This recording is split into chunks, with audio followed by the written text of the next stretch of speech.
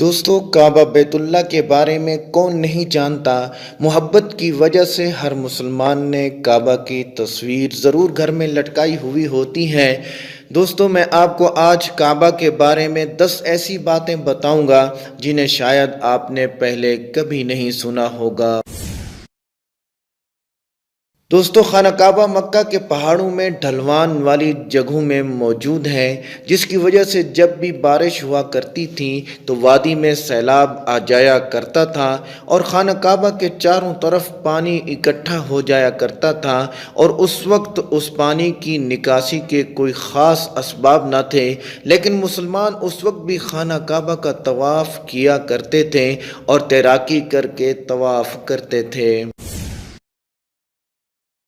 کئی سالوں تک لوگ یہ اندازہ لگاتے رہے کہ خانہ کعبہ اندر سے کیسا نظر آتا ہے۔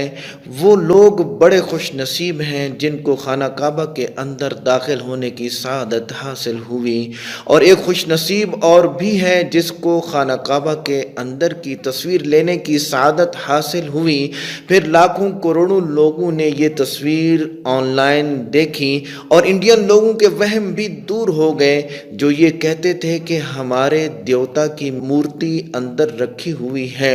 دوستو خانہ کعبہ کا اندرونی حصہ ماربل اور ہرے رنگ کے کپڑے سے ڈھکا ہوا ہے۔ دوستو خانہ کعبہ کو کھولنے کے لیے جن چابیوں کا استعمال ہوتا ہے وہ کوئی سعودی حکومت کے پاس نہیں ہے، بلکہ نبی کریم صلی اللہ علیہ وسلم کے ایک صحابی کے خاندان کے پاس ہیں۔ فتح مکہ کے بعد پیارے نبی صلی اللہ علیہ وسلم نے خانہ کعبہ کی چابیاں سونپ دی تھیں۔ پیارے نبی صلی اللہ علیہ وسلم نے یہ چابیاں اپنے پاس رکھنے کی بجائے بنی شیبہ خاندان کے عثمان بن طلحہ کو دے دی تھیں۔ اس وقت سے لے کر آج تک خانہ کعبہ کی چابیاں حضرت عثمان بن طلحہ رضی اللہ تعالی عنہ کے خاندان کے پاس ہی ہیں۔ پیارے نبی صلی اللہ علیہ وسلم کے فرمان کے مطابق یہ چابیاں قیامت تک انہی کے پاس رہیں گی۔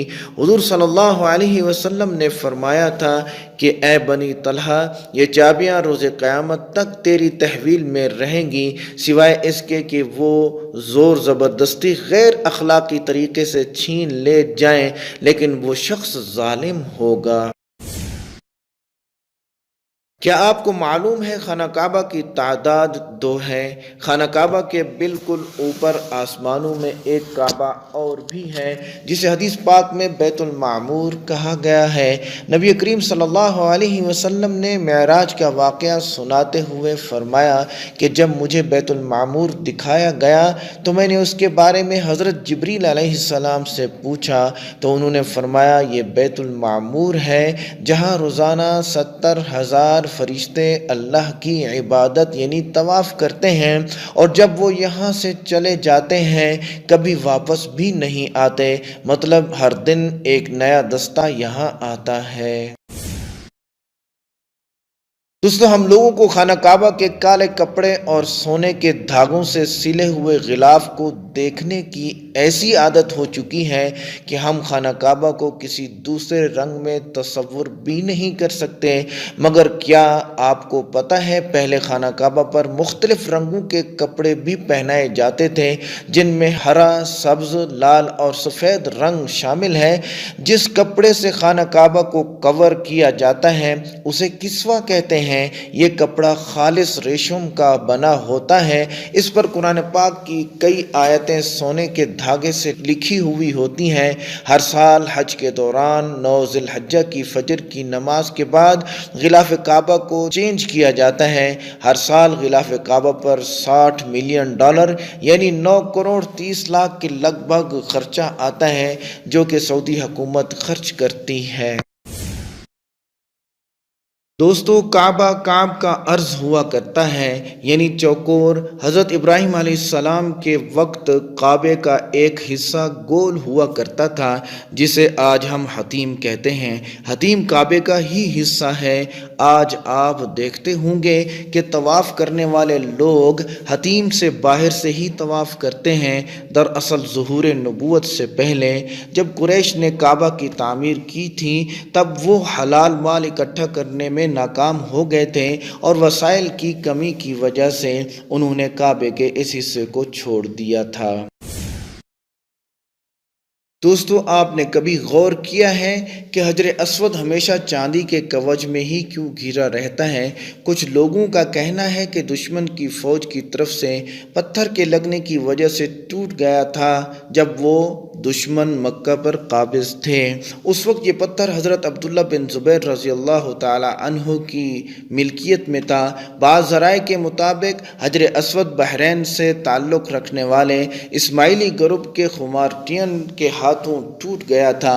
ان لوگوں کا گمان یہ تھا کہ حج ایک توہین پرستی والا عمل ہے۔ اپنی بات کو ثابت کرنے کے لیے ان لوگوں نے 10,000 حجاج کرام کو مار ڈالا، ان کے جسموں کو اب زمزم کے کنویں میں پھینک دیا تھا۔ یہ غیر مناسب عمل کافی نہیں تھا کہ لوگ حجر اسود کو مشرق میں لے گئے، پھر عراق کے شہر کوفہ میں لے گئے، اس کے بدلے میں وہاں پیسے دیے گئے اور ان کو مجبور کیا گیا کہ یہ پتھر خلیفہ وقت کو واپس کر دیں۔ جب یہ واپس کیا گیا تب یہ ٹکڑوں میں تھا۔ تب سے جوڑنے کا ایک ہی طریقہ سمجھ میں آیا کہ اس کو چاندی کے سانچے میں رکھا جائے۔ کچھ لوگوں کے مطابق اس مقدس پتھر کے ٹکڑے آج بھی کہیں گم ہیں۔ دوستو، کیا آپ کو پتہ ہے کہ خانہ کعبہ میں پہلے 2 دروازے ہوا کرتے تھے؟ ایک خانہ کعبہ میں داخل ہونے کے لیے اور دوسرا باہر نکلنے کے لیے، اور ایک کھڑکی بھی ہوا کرتی تھی، مگر خانہ کعبہ میں صرف ایک ہی دروازہ رکھا گیا ہے، اور یہ دروازہ 1989 یعنی 1979 میں لگ بھگ 300 کلو سونے سے بنایا گیا تھا۔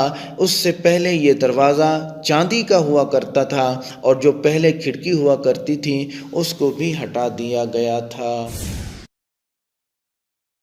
دوستو، نبی کریم صلی اللہ علیہ وسلم کے زمانے میں کوئی بھی مسلمان خانہ کعبہ میں آ جا سکتا تھا اور عبادت کر سکتا تھا۔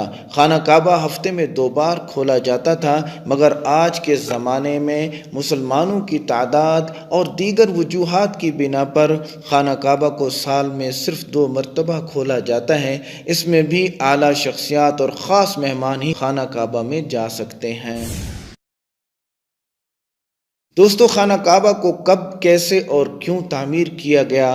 آج ہم جب اسے دیکھتے ہیں وہ ہمیشہ تو ایسے نہیں تھا۔ قدرتی آفات اور وجوہات کی وجہ سے خانہ کعبہ کی تعمیر کی ضرورت پڑتی رہی۔ دوستو، ہم میں سے اکثر لوگ سوچتے ہیں کہ کعبہ کی تعمیر سب سے پہلے حضرت ابراہیم علیہ السلام اور ان کے بیٹے حضرت اسماعیل علیہ السلام نے کی، مگر ایسا نہیں۔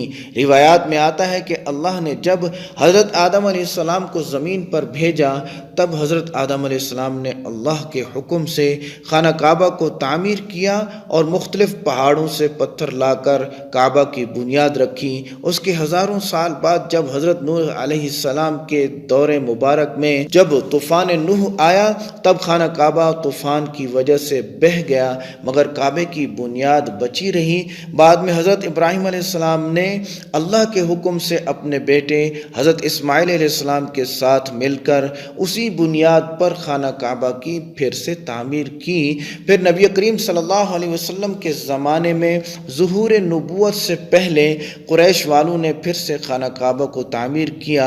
قریش کے لوگ اکثر حرام طریقے سے پیسے کمایا کرتے تھے، مگر انہوں نے قسم کھائی تھی کہ کعبہ کی تعمیر صرف حلال پیسے سے کریں گے، مگر وہ پوری طرح سے کامیاب نہ ہو سکے اور وسائل کی کمی کی وجہ سے کعبے کا کام ادھورا ہی رہ گیا۔ اس کے بعد جو تعمیر ہوئی وہ سیدنا عبداللہ ابن زبیر رضی اللہ تعالی عنہ کے دور میں ہوئی۔ پھر آخری بار عبد الملک بن مروان کے کہنے پر حجاج بن یوسف نے قریش کے بنائے ہوئے کعبہ کو گرا دیا اور اسی بنیاد پر پھر سے خانہ کعبہ کو تعمیر کیا، اور آج خانہ کعبہ ہم دیکھ رہے ہیں وہ اسی وقت سے تعمیر کیا ہوا ہے۔ اگر یہ ویڈیو آپ کو پسند پسند آئی ہو تو اس کو لائک ضرور کریں اور اس کو شیئر کریں اور ہمارا چینل سبسکرائب کریں۔ جو تعمیر ہوئی وہ سیدنا عبداللہ ابن زبیر رضی اللہ تعالیٰ عنہ کے دور میں ہوئی، پھر آخری بار عبد الملک بن مروان کے کہنے پر